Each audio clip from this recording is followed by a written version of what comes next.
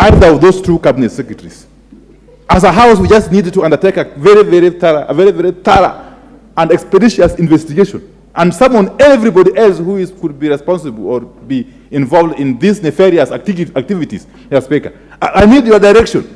Because if we take the line we are being pushed to take of seeking for some statements or answers from two cabinet secretaries who have already differed, they have already fundamentally differed. The Honorable Professor Kindiki Kithure and the other one is called who? Oalo. Kindiki Kithure and Oalo have already differed on the matter of WorldCoin. So who do you believe? Who will the public believe? Is it Kindiki Kithure or Eliud Oalo? Who? Neither. If we shall believe neither of the two, then it behoves the appointing authority of those two gentlemen to then give us a response to this issue. Because it's a very serious matter, Mr. Speaker. It can't just be treated in the light manner it is being treated. I'm on a point of order, Honorable Wakili. Just be patient. Yes, it is important that at every single moment, the country is made aware of the position of government, because government can only be one. Whether we recognize it or not, government can only be one. And there's no single day that a government positions can be contradictory. A government cannot have two contradictory positions on a single issue, and as serious as this one. So before the settlement, the question goes to whoever is supposed to go to, we need to be told what is the position of government, even before we attempt to do what we are trying to do now. Thank you, Mr. Speaker. And I want to applaud the questioner, the chairman of the young parliamentarians. Mr. Speaker, sometimes I wish I was younger.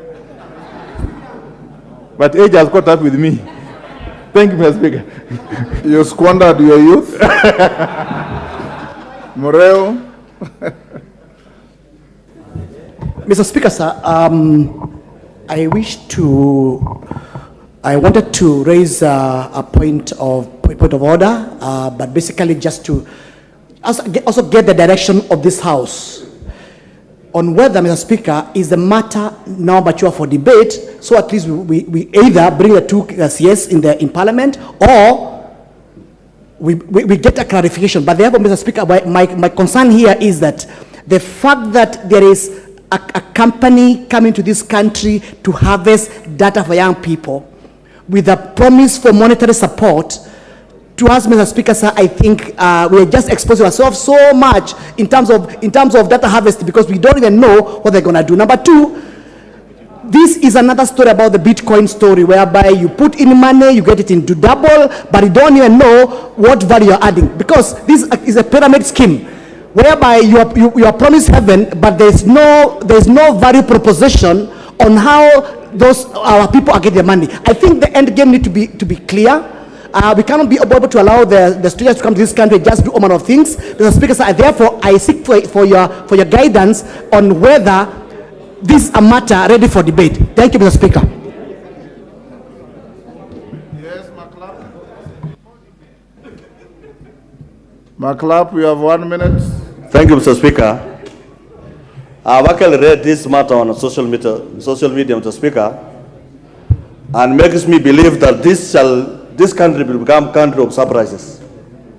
Surprises of cartels, of Simla, of Magargarian and Sagarchan, where people come in the form of a company, data from our young people, and pay 7,000.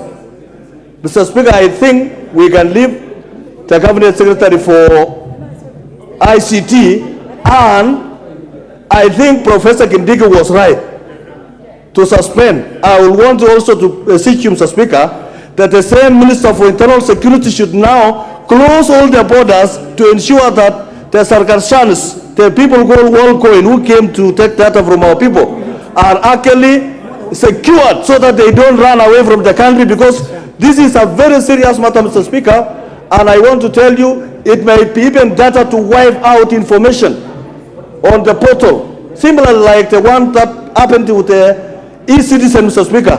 Mr. Speaker, it is now a security matter for Kenya, where the head of state in this matter should be involved, so that the borders of Kenya and the tax that come to take data for Kenyans are actually secured, so that they can be arrested to answer why they are taking. And I want to use this opportunity, Mr. Speaker, to call upon the young people of Kenya, including the young parliamentarians, to ensure that they don't again and again be taken cheaply and given money that you do not know who actually made the money and for what reasons. And I'm told, Mr. Speaker, when you are actually, your data is taken up to including your eye, one day you will also go and you will become blind. So the youth of